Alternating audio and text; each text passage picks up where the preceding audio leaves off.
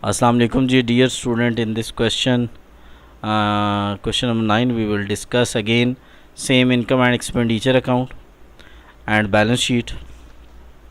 अच्छा, पहले हमने पिछले क्वेश्चन में जो क्वेश्चन नंबर 8 था उसमें तीन चीज़ें बनाई थी, beginning balance sheet, ending balance sheet और income and expenditure. Beginning balance sheet क्यों बनाई थी, मैंने आपको ये बताया था कि जिस क्वेश्चन में बिगनिंग के आइटम दिए हों तो हमें कैपिटल फंड निकालने के लिए बिगनिंग बैलेंस शीट बनानी पड़ती है।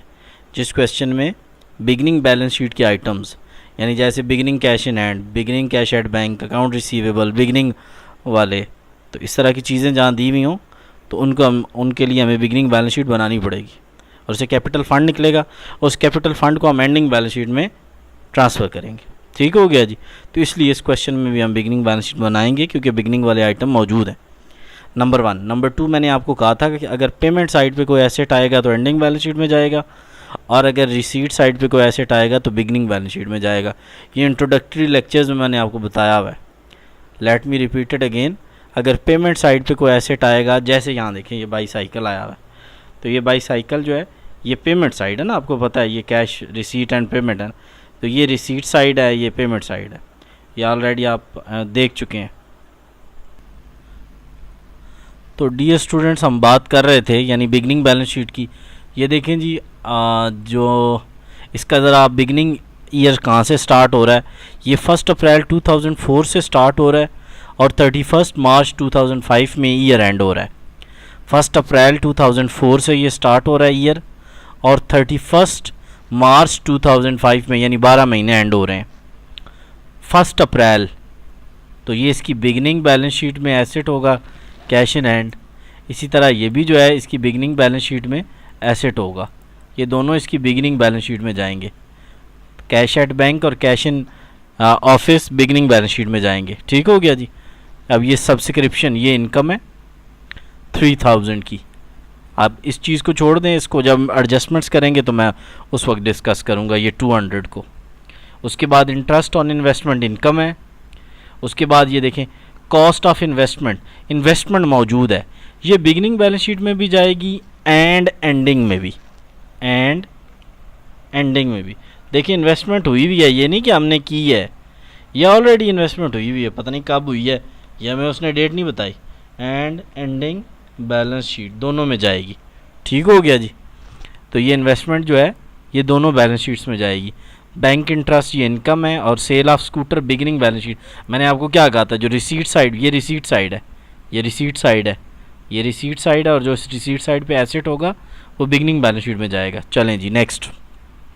Salaries expenditure, rent expenditure, printing expenditure, postage expenditure, bicycle, ending balance sheet का asset, price bond.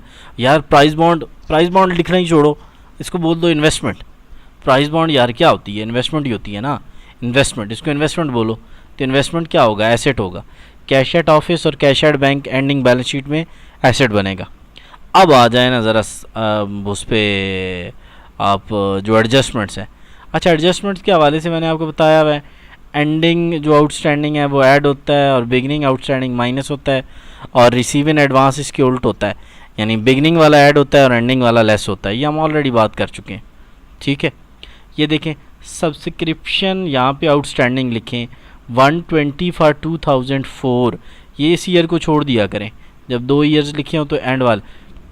Subscription outstanding 120 for 2004 की जो है वो आउटस्टैंडिंग है।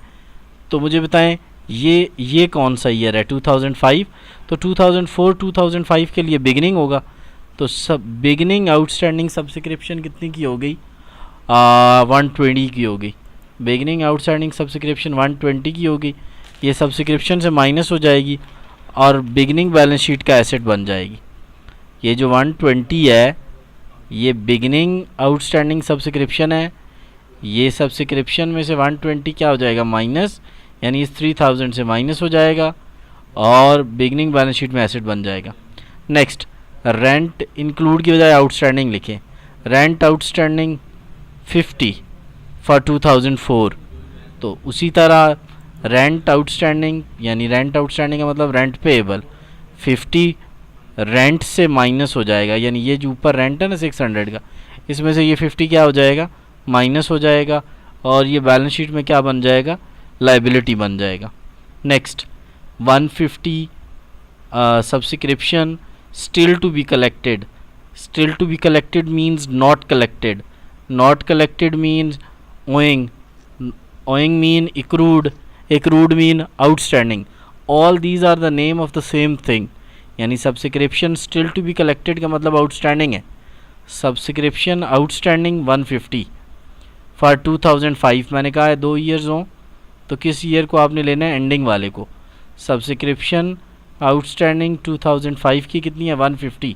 यार एंडिंग आउटस्टैंडिंग सब्सक्रिप्शन है ना, 150 सब्सक्रिप्शन में ऐड हो जाएगा और एंडिंग बैलेंस शीट में, क्योंकि सब्सक्रिप्शन आउटस्टैंडिंग का मतलब सब्सक्रिप्शन रिसीवेबल, क्योंकि इसका मतलब रिसीव से ताल्लुक है ना, रिसीट से, तो एंडिंग बैलेंस शीट में एसेट बन जाएगी। Rent for March still to be paid ₹50, यानी ये देखिए ना, ये रेंट मार्च 2004 का अगर 50 था तो मार्च 2005 का भी तो भाई 50 ही होगा ना। नहीं, आप कहोगे इसमें तो अमाउंट नहीं लिखी हुई। अरे भाई अमाउंट नहीं लिखी हुई तो जो 2004 में थी वही 5 में है ना।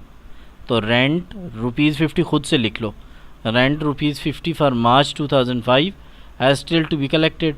तो एंडिंग आउटस्टैंडिंग रेंट कितना हो गया हमारे पास, 50, और ये माइनस नहीं होगा, या माइनस लिखा हुआ है, ये प्लस होगा। ठीक हो गया जी।